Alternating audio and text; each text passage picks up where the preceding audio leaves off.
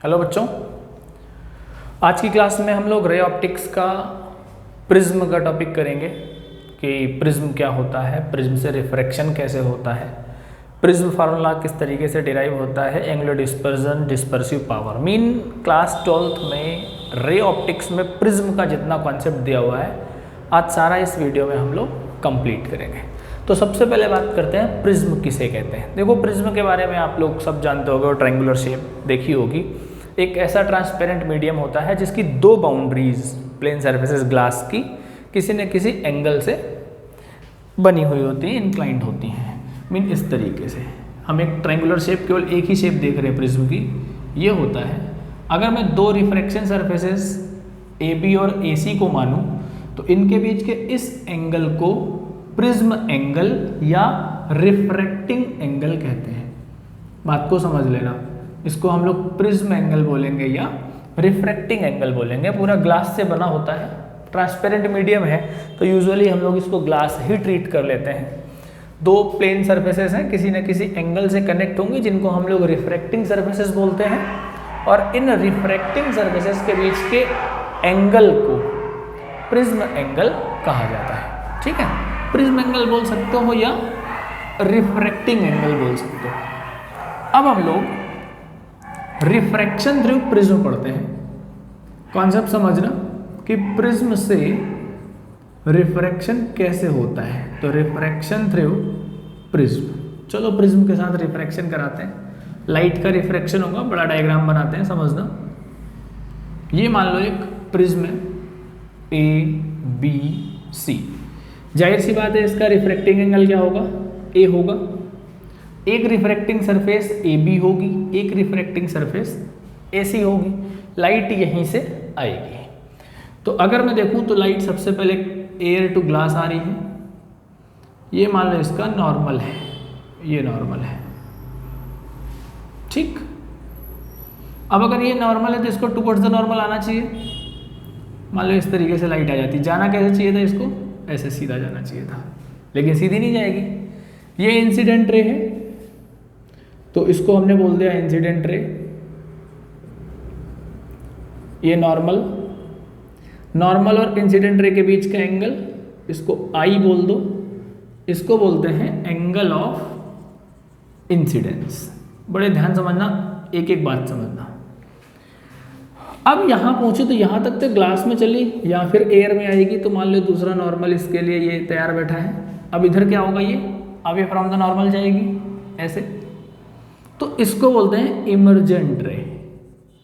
क्या बोलेंगे? इमर्जेंट रे। अब ये नॉर्मल मान लो M है, इसको या ऐसे मान लेते हैं कि ये इस पॉइंट को कुछ बोल दो, D पॉइंट बोल दो। तो एक ND, दूसरा MD। ये एंगल होगा एंगल E, जिसको एंगल ऑफ इमर्जेंस बोलते हैं। Angle of emergence. Incident ray refracted रे के बीच का एंगल, इसको R1 कह दो। अब अगर मैं इसको और इसको बोल दो R2। अब अगर मैं इसको पीछे को मिलाऊं तो मुझे कुछ ऐसा दिख रहा है। तो देखो, ये लाइन सीधी जानी चाहिए थी, ऐसे जाती, ये वाली ऐसे जानी चाहिए थी, ऐसे जाती। तो ये आएगा इन दोनों के बीच का एंगल डिफरेंस, जिसको डेल बोलेंगे। और इसको बोलते हैं बेटा एंगल ऑफ डेविएशन। क्या बोलते हैं? Angle of deviation. तो ये तो इसके एंगल्स हो गए प्रिज्म के। ये सारी बातें हो गई कि कौन सा पॉइंट क्या होता है। ये प्रिज्म से हम लोग रिफ्रैक्शन दिखाते हैं कि लाइट किस तरीके से रिफ्रैक्ट हो रही है एक प्रिज्म से। देखो, सबसे पहले ये लाइट आई, यहाँ रिफ्रैक्ट हुई एयर टू ग्लास, फिर यहाँ पे रिफ्रैक्ट हुई ग्लास टू एयर। ये रिफ्रैक्शन है। बात समझ में आ गई होगी। डायग्राम के एंगल समझ लेना। ये एंगल ऑफ डेविएशन है, ये रिफ्रैक्टिंग एंगल है, ये एंगल ऑफ इंसिडेंस है, ये एंगल ऑफ इमर्जेंस है, ये इनके एंगल ऑफ रिफ्रैक्शन है R1 और R2। इन्हीं से रिलेटेड हमारे पास प्रिज्म फार्मूला हम लोग डिराइव करेंगे। तो अब हम लोग बात करते हैं प्रिज्म फार्मूले की। तो मैं डायग्राम दोबारा बनाऊंगा ताकि तुमको ज़्यादा अच्छे समझ में आ जाए। तो प्रिज्म फार्मूला डिराइव करो। ध्यान रखना, बोर्ड पर्पज से 3 नंबर का डेरिवेशन बड़ा इंपॉर्टेंट है इसके लिए। डेरिवेशन इंपॉर्टेंट है, यहाँ से न्यूमेरिकल भी आ सकता है। तो हम लोग डिराइव करते हैं प्रिज्म फार्मूला। या तो क्वेश्चन सीधा आ सकता है डेराइव प्रिज्म फार्मूला, या क्वेश्चन आ सकता है कि angle of incidence, sorry prism angle, angle of deviation, minimum deviation और रिफ्रैक्टिव इंडेक्स में रिलेशन प्रूव करो। तो प्रिज्म फार्मूला हो सकता है तुमने कहीं लैब में एक्सपेरिमेंट किया हो तो प्रूव किया होगा, mu equal sine A plus del M by two upon sine A by two. आपको ये प्रूव करना है, mu equal sine A plus del M by two upon sine A by two. ठीक, तो उसी डायग्राम को आप लोग रिकॉल करो जो डायग्राम आपने बनाया था। इसी डायग्राम को अगर मैं रिकॉल करता हूँ तो मैंने एक ट्रायंगुलर शेप बना ली, ए बी सी दे दिया, लाइट यहाँ से निकाली, ये एक नॉर्मल पास कराया, लाइट ये गई, जाना सीधा चाहिए था। यहाँ से एक नॉर्मल मैंने ये बनाया, लाइट रिफ्रैक्ट हो गई, यहाँ पे देखा तो ये आ गया डेल, ये आई, ये ई, ये R1, ये R2, ए बी सी, इसको कह लो D, इस पॉइंट को E कह दो, इसकी जरूरत पड़ेगी इसको M कह दो, इसकी जरूरत पड़ेगी इसको N कह दो। ठीक है, इतनी बात करता हूं मैं। तो अगर बात करूं ये एंगल कितना होगा, तो देखो बेटा ये I है, ये R1 है, तो ये बनना चाहिए I माइनस R1। अब मैंने तुमसे पूछा ये एंगल कितना होगा, तो तुम देखते ही बता दोगे ये होना चाहिए E माइनस R2। क्लियर है? यहां तक तो देखो एंगल में पॉइंट हम लोग बात कर रहे हैं, कुछ नहीं करना, आपको बेसिक मैथ का इस्तेमाल करना है, ज्योमेट्री का इस्तेमाल करेंगे। इसका एक डिफरेंशिएशन इंटीग्रेशन से भी डेरिवेशन होता है, लेकिन उसको हम लोग यूज नहीं करने वाले क्योंकि वो बेटा आपको ज़्यादा परेशान कर देगा। तो एक दो ट्रायंगुलर लॉज लगाने हैं, वो समझ लेना। ट्रायंगल देखो E M N, in triangle E M N, triangle की एक प्रॉपर्टी पड़ी थी कि एक बाहर वाला एंगल दो इंटरनल एंगल के सम के बराबर होता है। तो यहाँ पे बाहर वाला एंगल कौन है, डेल, इंटरनल एंगल क्या है, आई minus R1, E minus R2। तो अगर उस प्रॉपर्टी के हिसाब से देखूंगा तो डेल इक्वल मेरे पास क्या जाएगा, आई minus R1 plus E minus R2। तो डेल इक्वल क्या आ गया, आई प्लस ई, माइनस कॉमन ले लो, R1 plus R2। Equation number 1 बना के छोड़ दो। दूसरा ट्रायंगल देखो M D N, in triangle M D N, triangle के तीन एंगल का सम कितना होता है, 180। तो R1 plus D plus R2 equal क्या जाएगा, 180। ठीक है, अब आप क्वाड्रिलेटरल लगाओ, A M D N, in quadrilateral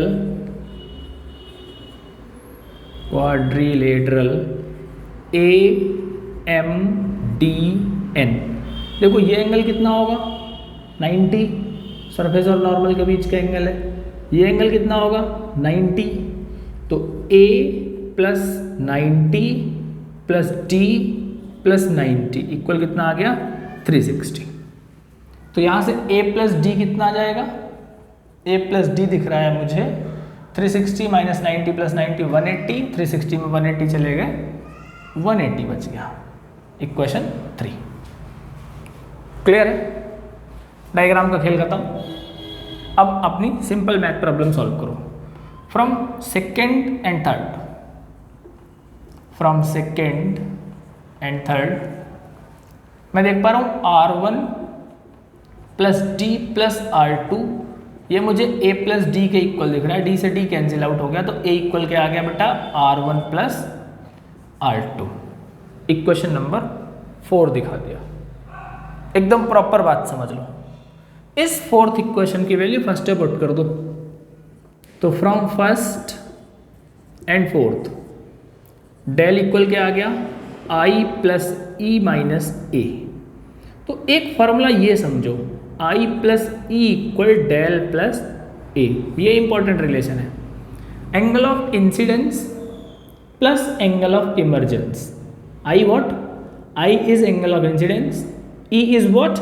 E is angle of emergence।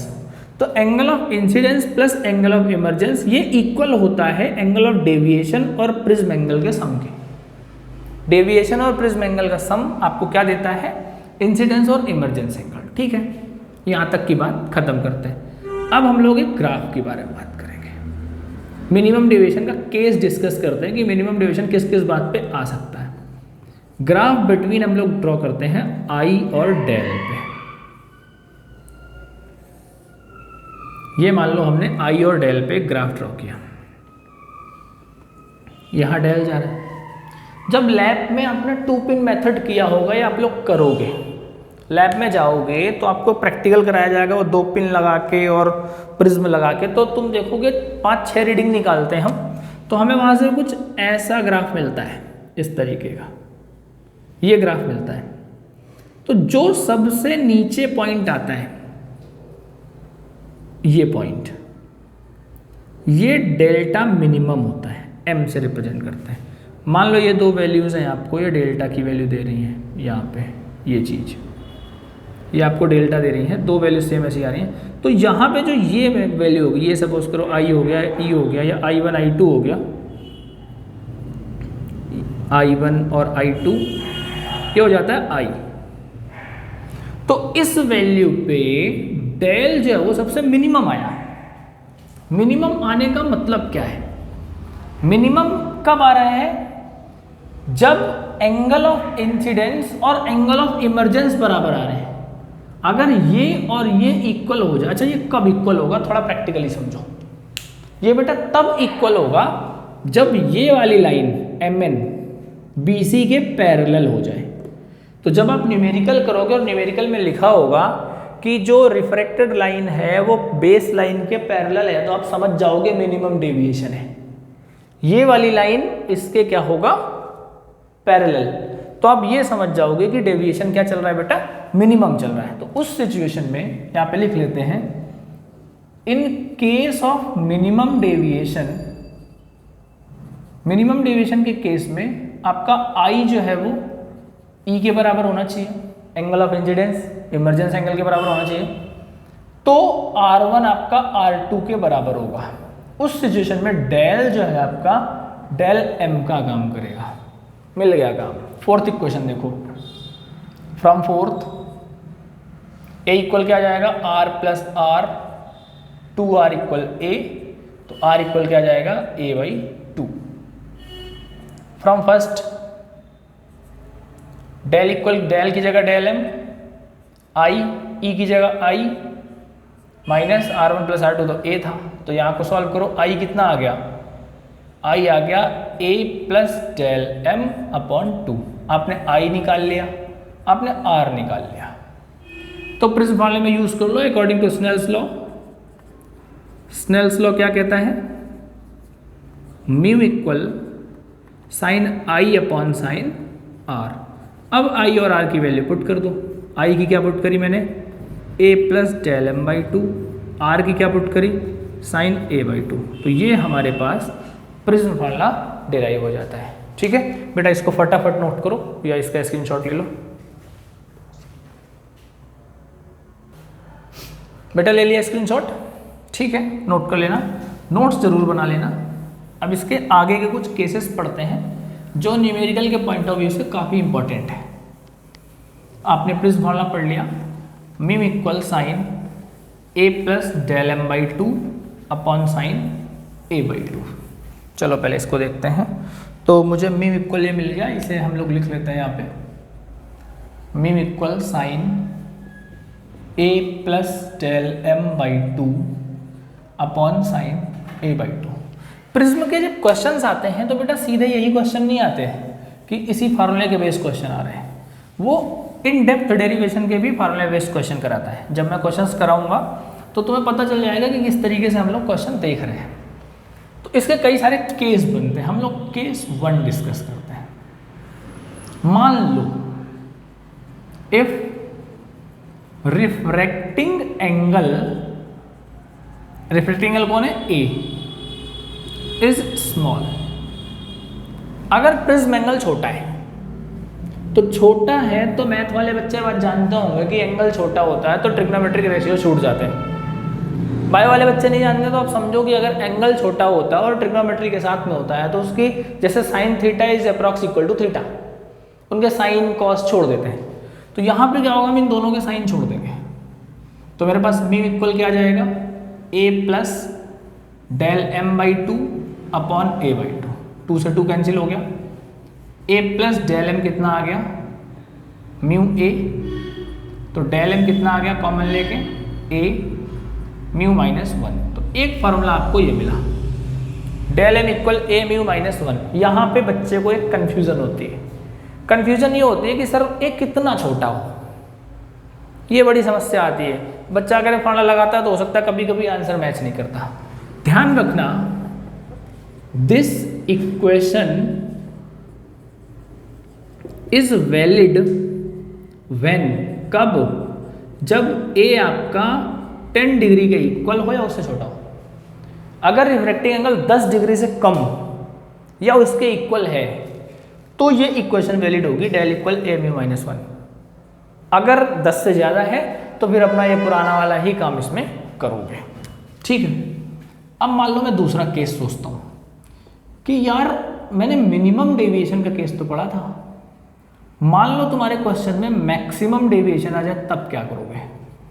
For maximum deviation, पहली बात तो मैक्सिमम डेविएशन होगा कब, सबसे ज़्यादा डेविएट कब हो गया, किस पे डिपेंड करता है डेविएशन, डेविएशन डिपेंड करता है एंगल ऑफ इंसिडेंस पे, कि एंगल ऑफ इंसिडेंस कितना है उसी हिसाब से आपका डेविएशन डिपेंड करेगा। अब डेविएशन हद से हद कितना हो सकता है, angle of incidence, angle of incidence की मैक्सिमम वैल्यू हो सकती है 90, इससे तो हो नहीं सकती। तो मैक्सिमम डेविएशन के लिए आपका आई कितना होना चाहिए, 90 डिग्री होना चाहिए। अब इक्वेशन याद करो, आपने पीछे कहीं पढ़ी है, इक्वेशन मैंने आपको पीछे कहीं पढ़ाई थी, आई प्लस ई इक्वल ए प्लस डेल। तो अगर मैं आई की वैल्यू 90 पुट कर दूं, ई अपनी जगह पुट कर दूं, ए अपनी जगह पुट कर दूं, इसकी जगह मैं लिख सकता हूं डेल मैक्स। तो मैं डेल मैक्स लिख दूंगा, क्या लिखूंगा, ए इधर भेज दूंगा, 90 प्लस ई माइनस ए, ये मेरे पास डेल मैक्स का फॉर्मूला आ जाएगा, 90 प्लस ई माइनस ए। अब चलो डेल मैक्स की ही सिचुएशन पे आप स्नेल्स लॉ लगाओ, म्यू इक्वल आप पढ़ते हो sine I upon sine R 1 हो जाएगा। अगर डायग्राम आप देख रहे हो तो डायग्राम में तो आपने ये पढ़ा है ना, ऐसे रफली डायग्राम बना रहा हूं मैं, ये आई पढ़ा है, ये R1 पढ़ा है, तो यहाँ की सिचुएशन देखो ना, यही तो आएगी। तो साइन 90 अपॉन साइन R1, तो म्यू इक्वल क्या आ गया, साइन 90 कितना होता है 1 अपॉन साइन R1, तो साइन R1 किसके इक्वल आ गया, 1 अपॉन म्यू के। अब सोचो 1 अपॉन म्यू किसके इक्वल होता है, कहीं पढ़ा है ये relation, critical angle. Critical angle में म्यू इक्वल आपने पढ़ा था 1 अपॉन साइन आई सी, तो 1 अपॉन म्यू की जगह मैं लिख सकता हूँ साइन आई सी, तो साइन R1 में किसके इक्वल लिख सकता हूँ, साइन आई सी के। तो इस सिचुएशन पे R1 किसके इक्वल हो जाएगा, आई सी के। यार ये न्यूमेरिकल के लिए ना बड़ी इंपॉर्टेंट बातें हैं। म्यू इक्वल 1 अपॉन साइन आई सी होता है, तो R1 किसके इक्वल आ गया, आई सी के। तो ये R1 वैल्यू किसके इक्वल आ जाएगी, आई सी के इक्वल आ जाएगी, क्रिटिकल एंगल के इक्वल आ जाएगी। ये सिचुएशन भी काफ़ी इंपॉर्टेंट है, डेल मैक्स भी काफ़ी इंपॉर्टेंट है। तो ये प्रिज्म फार्मूले के कुछ केस हैं। यहाँ से न्यूमेरिकल लगता है कि किसी एंगल से लाइट को उसने भेज दिया, कैसे जाएगा, लाइट रिफ्लेक्ट होगी, रिफ्रैक्ट होगी, इस वाली फेज से बताओ कितना होगा। ये हम लोग नेक्स्ट क्लास में जब न्यूमेरिकल्स करेंगे तब कर रहे होंगे। आज हम लोग प्रिज्म की केवल थ्योरी का पार्ट निकालते हैं। दोनों पॉइंट नोट करो बेटा, बड़े इंपॉर्टेंट है ये। यही हो रहा होगा सर, बस नोट ही कर रहे हैं, हाँ नोट करते रहो, इन्हीं नोट से एक दिन नोट कमाओगे बेटा। सही है, अच्छा चलो 2 केसेस हमने पढ़ लिए। अब डिस्पर्जन पढ़ते हैं प्रिज्म से, कि किस तरीके से प्रिज्म का डिस्पर्जन मिलता है हमें। तो हम लोग पढ़ते हैं डिस्पर्जन बाय प्रिज्म या डिस्पर्जन ऑफ लाइट। बड़ी बेसिक डेफिनेशन है, मैक्सिमम बच्चों को क्लियर होगी ये, कि डिस्पर्जन हमने क्या पढ़ा था, डिस्पर्जन बाय प्रिज्म। डिस्पर्जन का मतलब क्या होता है? जब कोई वाइट लाइट किसी प्रिज्म से टकराती है तो वो वेवलेंथ के अकॉर्डिंग कई सारे लाइट रेज में रिफ्रैक्ट हो जाती है। इस फेनोमेना को हम कहते हैं डिस्पर्जन ऑफ लाइट। मीन होता क्या है, क्योंकि हमें विजिबल लाइट, विजिबल कलर हमारी क्या है 400 एंगस्ट्रॉम से 700 एंगस्ट्रॉम के बीच में, तो इसके बीच की जो वेवलेंथ है वो तो हमें दिख रहे होते हैं कलर्स, बाकी कलर्स हमें दिखते नहीं हैं। तो बेसिकली है क्या कि डिस्पर्जन ऑफ लाइट हमें क्या मिलता है कि अगर किसी प्रिज्म से कोई भी वाइट लाइट टकराई तो इसको जाना कैसे था, सीधे निकल जाना चाहिए था। हम ये देखते हैं कि यहीं से इसका डिस्पर्जन डिफरेंट कलर्स में होना शुरू हो जाता है ऐसे, और ये 7 कलर्स में आपको दिखनी शुरू हो जाती है ये चीज़ें। कितने हो गए? 1 2 3 4 5 6, एक और बचा, एक यहाँ से कह दो। ये चीज, ये आपको डिस्पर्जन क्लियर होता है। इसका जो स्पेक्ट्रम पड़ता है वो विबग्योर स्पेक्ट्रम आपने पढ़ा होगा, VIBGYOR। ठीक है, ये बात आप जानते हो, इससे तो हम बात नहीं करेंगे। VIBGYOR, V for violet, E for indigo, B for blue, G for green, Y for yellow, O for orange और R फॉर रेड। ये इतना स्पेक्ट्रम तो कम तो दिखता है, लेकिन ये बेसिकली ये डेफिनेशन इनकम्प्लीट है। अगर कोई कहता है कि व्हाइट लाइट का 7 कलर में टूटना डिस्पर्जन है, गलत है ये। जब कोई व्हाइट लाइट किसी प्रिज्म से टकराती है तो डिफरेंट वेवलेंथ में ब्रेक होती है। तो the splitting of white light into different wavelengths, different wavelength की लाइट रेज में उसका डिस्पर्ज होना, टूटना डिस्पर्जन कहलाता है, क्योंकि हमें 7 कलर दिखाई देते हैं। यहां पे मैं एक बात और ऐड करूंगा, मेल और फीमेल आइज में, ये आप लोग समझते हो, मेल और फीमेल अगर आइज में मैं देखूं तो यहां पे होता क्या है कि मेल जो जाएगा उसको ब्लैक का मतलब ब्लैक होता है, रेड का मतलब रेड होता है।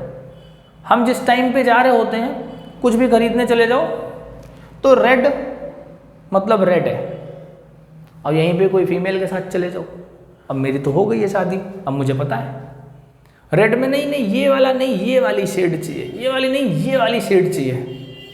56 प्रकार के रेड आ जाते हैं। गलती उनकी नहीं, उनकी आंखों की दिक्कत। अब उनकी आंखों की दिक्कत ये है कि उनको उतने वेवलेंथ समझ में आते हैं, हमें ब्लैक का मतलब ब्लैक होता है, समझे? तो ये ठीक है, ये चलता है। तभी तुमने देखा होगा एक वो सूट लेने जाते हैं पूरा एकदम गट्ठर का गट्ठर पलट देते हैं। जितनी लड़कियां देख रही होंगी वीडियो, लाइक जरूर मार देना इस बात पे, सही है कि सही नहीं सही है ना। चलो अच्छा ठीक है, तो ये बातें आप जानते हो, डिस्पर्जन ऑफ लाइट। अच्छा, म्यू और वेवलेंथ का वेरिएशन कॉची ने बता ही दिया था, ये मैं आपको पीछे कभी बता चुका हूँ, a+b/λ²। मीन म्यू और वेवलेंथ एक दूसरे के इनवर्सली प्रोपोर्शनल होते हैं। वेवलेंथ ज़्यादा तो रिफ्रैक्टिव इंडेक्स ज़्यादा होगा, वेवलेंथ कम तो रिफ्रैक्टिव इंडेक्स कम होगा।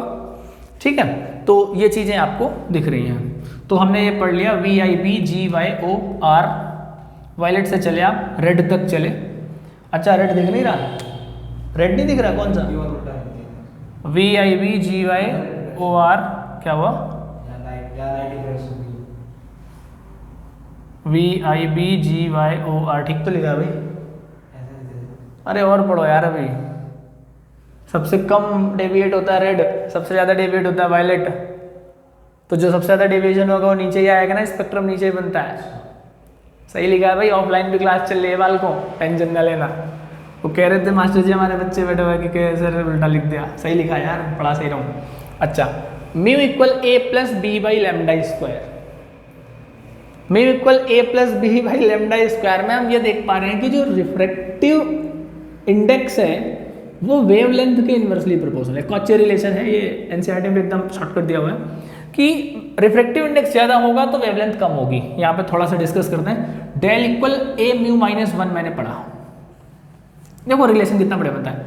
जिसका डेविएशन ज़्यादा उसका रिफ्रैक्टिव इंडेक्स ज़्यादा, सही बात है, डेविएशन ज़्यादा रिफ्रैक्टिव इंडेक्स ज़्यादा। यहाँ पे किसका सबसे ज़्यादा डेविएशन है? वायलेट का, तो वायलेट का रिफ्रैक्टिव इंडेक्स सबसे ज़्यादा होगा। अब अगर वायलेट का रिफ्रैक्टिव इंडेक्स सबसे ज़्यादा होगा तो वायलेट की वेवलेंथ सबसे कम होगी। रट लो, डेविएशन किसका ज़्यादा? वायलेट का, तो वायलेट का रिफ्रैक्टिव इंडेक्स सबसे ज़्यादा, तो वेवलेंथ वायलेट की सबसे कम। उल्टा करो, रेड कलर का डेविएशन सबसे कम, तो रिफ्रैक्टिव इंडेक्स रेड का सबसे कम। रेड का रिफ्रैक्टिव इंडेक्स सबसे कम, इसलिए रेड की वेवलेंथ सबसे ज़्यादा। That's why danger signals red colour के होते हैं, ये सब पता है। अच्छा, डायग्राम बनाते टाइम में गलती मत करना यार। डायग्राम कई बच्चे ये वाला बना देते हैं, ऐसे लाएंगे वो 2 2 4 2 6 एक साथ, क्या बन गई है? किसी पार्टी का चुनाव चिन्ह है, वो मत बना देना, ठीक है। अच्छा, डिस्पर्जन ऑफ लाइट समझ में आ गया, इससे ज़्यादा इसकी बात नहीं करते हैं, इससे ज़्यादा तुम्हें सब कुछ मिल जाएगा। अब तो पता चल गया कौन से कलर का क्या सबसे ज़्यादा होता है। डिस्पर्जन पढ़ लिया, वो भी तुमने कहीं 10th में पढ़ लिया था कि अगर एक प्रिज्म डाइवर्जिंग रख दो, जैसी आई है वैसी निकल जाती है। Angular dispersion, angular dispersion, angular dispersion क्या होता है? दो लाइट कलर, कोई से दो हो सकते हैं, उनके बीच का एंगल। तो मैं यहाँ पे एक्सट्रीम कलर्स के बारे में बात करता हूँ। मान लो ये कोई प्रिज्म है, यार ये प्रिज्म ज़्यादा खाया पिया बन गया, इसको थोड़ा सा लंबा करो। ये कोई प्रिज्म है ABC, सीधे ज़्यादा। मैं दो एक्सट्रीम कलर्स की बात करता हूँ, V और R की, ठीक। तो इनके बीच का एंगल कुछ ना कुछ होगा, डेविएशन एंगल, ये थीटा, या ऐसे कह सकता हूँ ये होगा डेल R और ये होगा डेल V, यही होना चाहिए। तो थीटा की वैल्यू क्या आनी चाहिए? Del V minus del R। ये है एंगुलर डिस्पर्जन। क्या है? एंगुलर डिस्पर्जन, दो एंगल्स के बीच का जो डेविएशन एंगल होता है। तो थीटा इक्वल मेरे पास डेल V क्या आ जाएगा? A mu V minus 1, del R क्या होगा? A mu R minus 1। A common ले लो, mu V minus 1 minus mu R minus minus plus 1, 1 से 1 कैंसिल हो गया। थीटा इक्वल मुझे मिल जाएगा A mu V minus mu R। ये आपको मिल जाता है एंगुलर डिस्पर्जन। एक लेते हैं हम लोग डिस्पर्सिव पावर। ये सब न्यूमेरिकल के पॉइंट ऑफ व्यू से सारे इंपॉर्टेंट चीजें। डिस्पर्सिव पावर क्या होता है? Omega equal angular dispersion between any two colours upon mean deviation. इसको हम लोग दूसरी टर्म में d del upon d lambda कह सकते हैं, डेविएशन का वेवलेंथ के रिस्पेक्ट में। तो इसको अगर हम एक्सप्लेन करें, क्योंकि 12th में इससे फंसेगा, तो थीटा इक्वल मुझे क्या मिलता है? A, या मैं ऐसे कह दूं कि ये del V minus del R है, अपॉन में मीन कलर हम येलो कलर लेते हैं। कई बार क्या होगा, वो दो गिवन होंगे तो उनको ऐड करके उनका एवरेज निकालोगे, उसे यहाँ लिखोगे। और एक्सप्लेन करो तो A mu V minus mu R की जगह तो A mu V minus mu R हो जाएगा, और म्यू डेल Y की जगह हो जाएगा A mu Y minus 1। A से A कैंसिल हो गया, ये हो जाएगा mu V minus mu R upon mu Y minus 1।